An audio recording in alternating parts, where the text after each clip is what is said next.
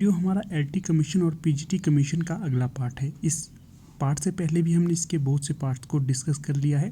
अगर अभी तक आपने उसे विजिट नहीं किया है तो आप डिस्क्रिप्शन बॉक्स में जाइए, वहाँ पर आपको प्लेलिस्ट का लिंक मिल जाएगा, आप उसे विजिट कर लीजिएगा। ठीक है।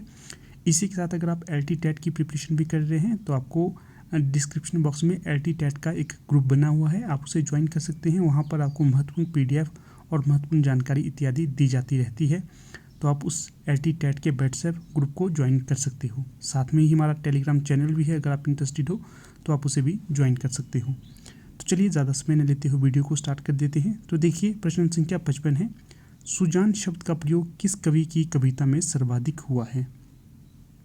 तो जो सही विकल्प हो जाएगा, घनानंद की कविता में या घनानंद की रचना में अत्यधिक वर्णन हुआ है सुजान शब्द का। तो यहाँ से आपने ये भी ध्यान रखना है कि जो सुजान है ये घनानंद की प्रेयसी थी। तो यहाँ से आपको ये याद हो गया होगा कि घनानंद की प्रेमिका का नाम सुजान था।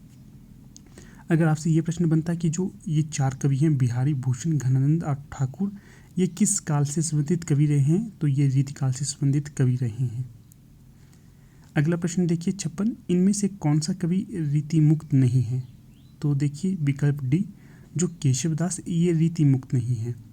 अगर आपसे पूछा जाएगा रीति मुक्त कौन कौन से कवि हैं, तो घनानंद, आलम और बोधा, ये तीनों ही रीति मुक्त कवि माने जाते हैं, परंतु केशवदास रीति मुक्त कवि नहीं, ये रीतिबद्ध कवि होंगे। अगला प्रश्न देखिए, रानी केतकी की कहानी के रचनाकार कौन हैं? तो विकल्प में है लल्लू लाल, सदासुख लाल, इंशा अल्लाह खां या सदल मिश्र। तो सही विकल्प हो जाएगा यहाँ पर इंशा अल्लाह खां की रचना हो जाएगी रानी केतकी की कहानी। अगर आपसे ये प्रश्न बने उदयभान चरित किस कहानी का दूसरा नाम है, तो ये रानी केतकी की कहानी का ही दूसरा नाम होगा। ठीक है। तो यहाँ पर देखिए सदल मिश्र और लल्लू लाल है, इन दोनों का योगदान फोर्ट विलियम कॉलेज में भाषा मुंशी के तौर पर रहा है। बाकी जो सदासुख लाल है, इंशा अल्लाह खान है, ये जो वास्तव में तो ये चारों ही हिंदी के आरंभिक जो रूप था उसके प्रचारार्थ इन्होंने महत्वपूर्ण कार्य किया है, उसके अंतर्गत आते हैं। परंतु कई बार ये परीक्षा में पूछा जाता है कि निम्न में से कौन से विद्वान फोर्ट विलियम कॉलेज में अपना योगदान देते थे या भाषा मुंशी के तौर पर कार्य करते थे? इनमें थे लल्लू लाल और सदल मिश्र, ये दोनों। अगला जो प्रश्न है 58, इनमें से सदल मिश्र की रचना कौन सी है? तो देखिए विकल्प डी, जो नासिकेतोपाख्यान है, ये सदल मिश्र की रचना हो जाएगी।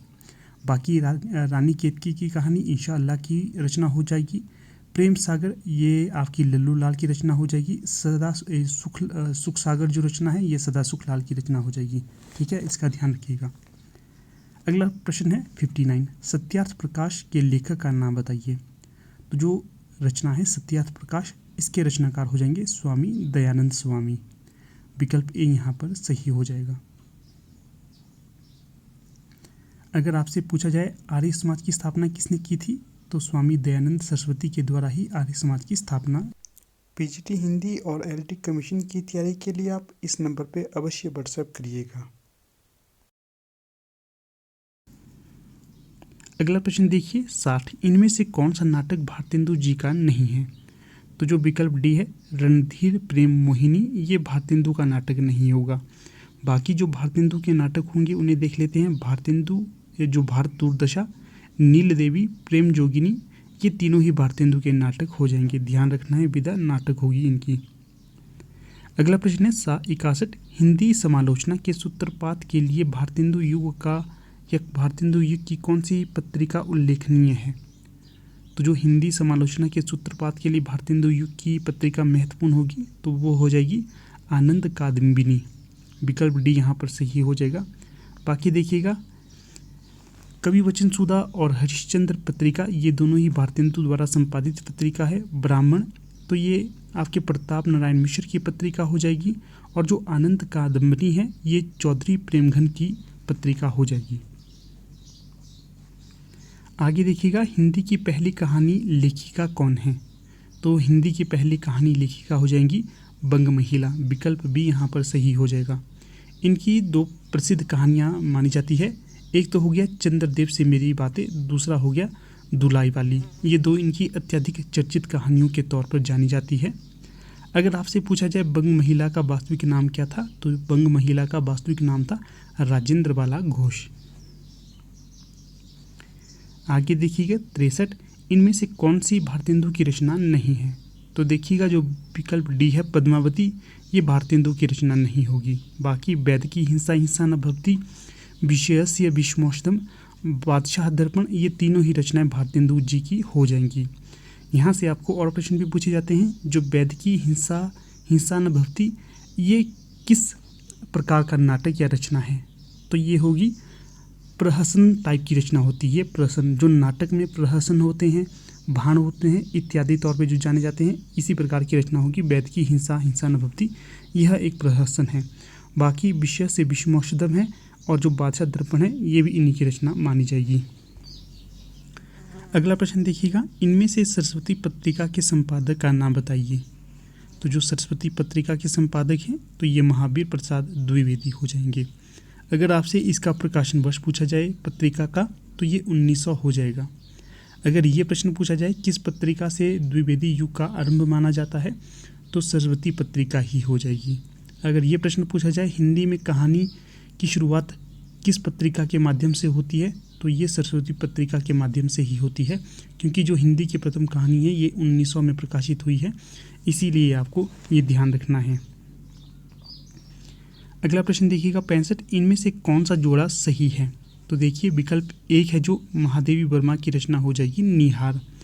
बाकी जो देखिए मैथिली शरण गुप्त की रचना कामायनी बताई गई है, ये गलत हो जाएगा। कामायनी किसकी रचना है? तो ये जयशंकर प्रसाद की रचना हो जाएगी कामायनी।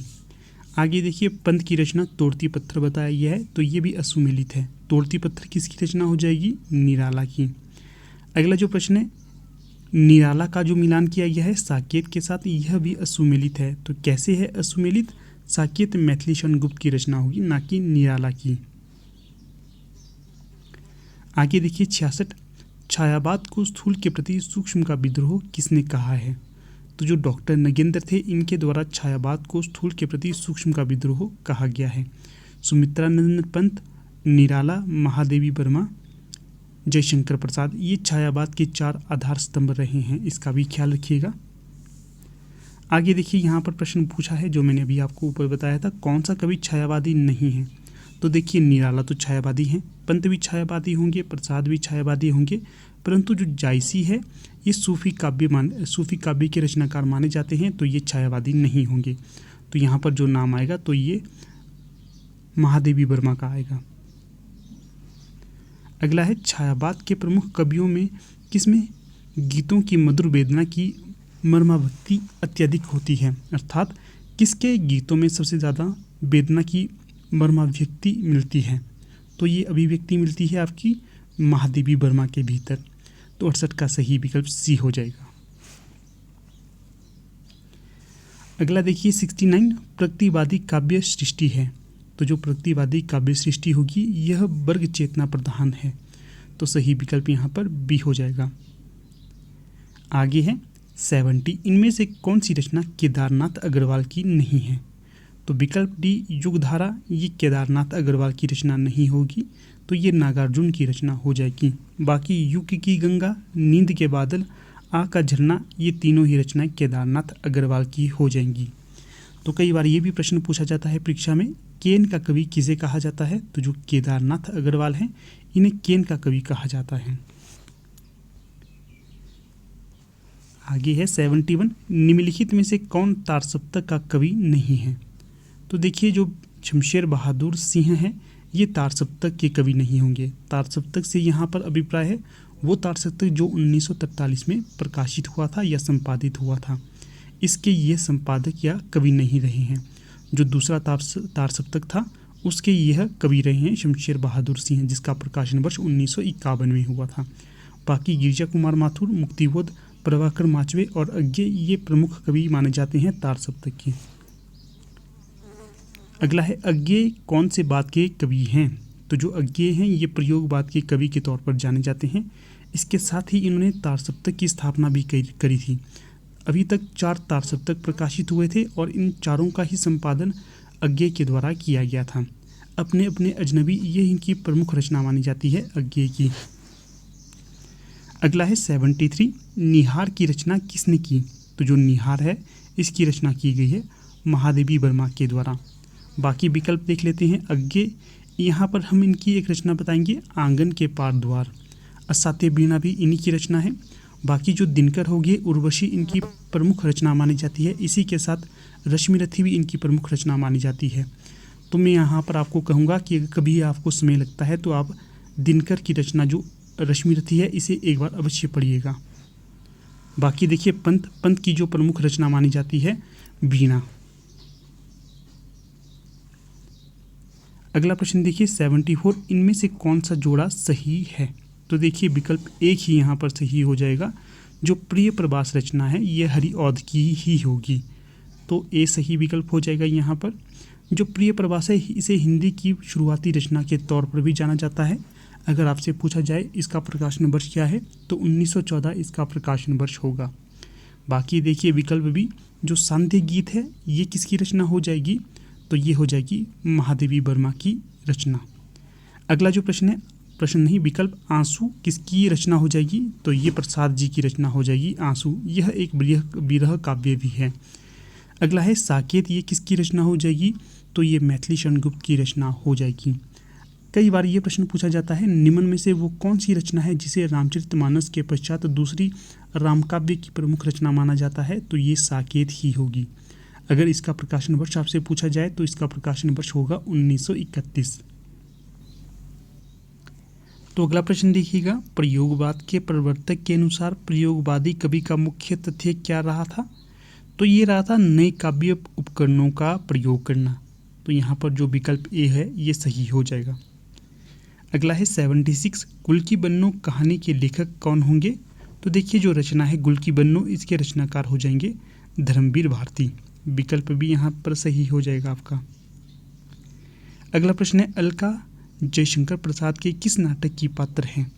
तो ये हो जाएगी चंद्रगुप्त नाटक की पात्र। बाकी ध्रुव स्वामिनी, विशाखा, स्कंदगुप्त, ये तीनों ही या ये चारों ही रचनाएं जयशंकर प्रसाद की हो जाएंगी।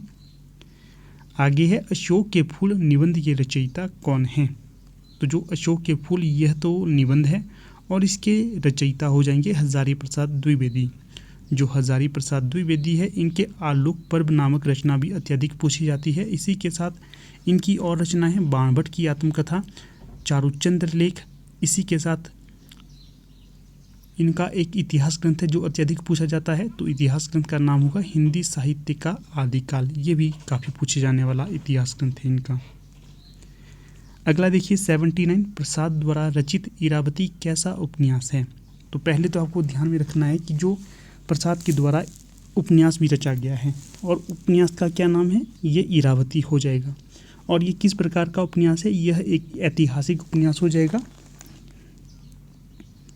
अगला देखिए 80, इनमें से कौन सा उपन्यास प्रेमचंद का नहीं है? तो जो विकल्प डी है शेखर एक जीवनी, यह प्रेमचंद का उपन्यास नहीं होगा। बाकी गोदान, सेवा सदन, कर्मभूमि, ये तीनों ही उपन्यास प्रेमचंद के हो जाएंगे। आखिर शेखर एक जीवनी किसका उपन्यास होगा? तो यह अज्ञे का उपन्यास हो जाएगा। अगला है 81, इनमें से कौन सी स्वीकृति आत्मकथा है? तो ये हो जाएगा अर्धकथानक। विकल्प सी यहाँ पर सही हो जाएगा। अगला जो प्रश्न पूछा गया है 81, इनमें से कौन सी स्वीकृति आत्मकथा है? तो ये हो जाएगा विकल्प सी अर्धकथानक। अगला प्रश्न देखिए, अर्धकथानक किस विधा की रचना है? तो ऊपर ही आपको इस प्रश्न का उत्तर मिल गया था कि जो अर्धकथानक है यह आत्मकथा विधा की रचना होगी। अगला है 83, हिंदी में रिपोर्टाज का आरंभ किस युग से हुआ था? तो ये हुआ था प्रसादोत्तर युग या छायावादोत्तर युग। विकल्प डी यहाँ पर सही हो जाएगा। 84, हमारी यात्रा के यात्रा वृत्तकार कौन हैं? तो ये हो जाएंगे लोचन प्रसाद पांडेय। विकल्प सी सही हो जाएगा। अगला है बनारसी दास चतुर्वेदी के रेखाचित्र कौन कौन से हैं? तो जो रेखाचित्र और सेतुबंध है ये दोनों ही सही हो जाएंगे। विकल्प सी सही हो जाएगा यहाँ। अगला देखिए, अमिट रेखाएं के संस्मरण रेखाचित्रकार हैं? तो ये हो जाएंगे सत्यवती मलिक। तो विकल्प बी यहाँ सही हो जाएगा। 87, गणेश शंकर विद्यार्थी रचित गांधी की जीवनी कौन सी है? तो ये हो जाएगी श्री गांधी। अगला है, अनुभावों के कितने भेद होते हैं? तो अनुभावों के भेद होते हैं। तो दोस्तों, जैसा कि आपको पता चल ही गया होगा कि अब आपकी परीक्षा के लिए बहुत ही कम समय बच गया है, अर्थात जो आपकी एलटी टेट की परीक्षा है इसके लिए बहुत ही कम समय बचा हुआ है। इसी समय को ध्यान में रखकर आपके समक्ष लाया हूँ पिछले 10 वर्षों के हल प्रश्न पत्र। अगर आप किसी परीक्षा की तैयारी करते हो तो आपको प्रीवियस ईयर क्वेश्चन पेपर के महत्व के बारे में पता ही होगा, क्योंकि अगर जब तक आप प्रीवियस ईयर के क्वेश्चन पेपर को नहीं देखते हो आपको एक आधार नहीं मिलता है कि आपको किस प्रकार की तैयारी करनी है। अब देखिए, अगर आप एलटी टेट के सिलेबस को सर्च करोगे तो आपको पूरा सिलेबस नहीं मिलेगा। तो अगर जब सिलेबस आपको पता नहीं होगा तो आप तैयारी कैसे करेंगे? इसकी तैयारी करने के लिए एक ही माध्यम होता है कि आप प्रश्न पत्रों को देखिए, किस प्रकार के प्रश्न पूछे जा रहे हैं और उसी की तैयारी करते रहिए। अगर आपको लेवल पता चल जाएगा आप तैयारी अच्छे से कर पाएंगे। तो आपकी सुविधा के लिए मैं आपके समक्ष इन प्रश्न पत्रों को लाया हूँ। तो अगर आप इंटरेस्टेड हो तो आपको इस नंबर पर संपर्क करना है 8293121229। यहाँ पर आप व्हाट्सएप करिए, आपकी कोई भी क्वेरी होगी आपको उसका उत्तर दे दिया जाएगा, ठीक है। चाहे एलटी टेट की परीक्षा हो, एलटी कमीशन की परीक्षा हो, पीजीटी हिंदी की परीक्षा हो, कोई भी परीक्षा हो, यहाँ पर ये आपके लिए महत्वपूर्ण होने ही वाले हैं। ये जितने प्रश्न पत्र हैं ये एलटी टेट के हैं, एलटी कमीशन के हैं, पीजीटी हिंदी के हैं। इन तीनों के कम्बिनेशन यहाँ पर आपके समक्ष लाया हूँ, इसलिए आपके लिए ये बेहद ज़्यादा महत्वपूर्ण होने वाले हैं।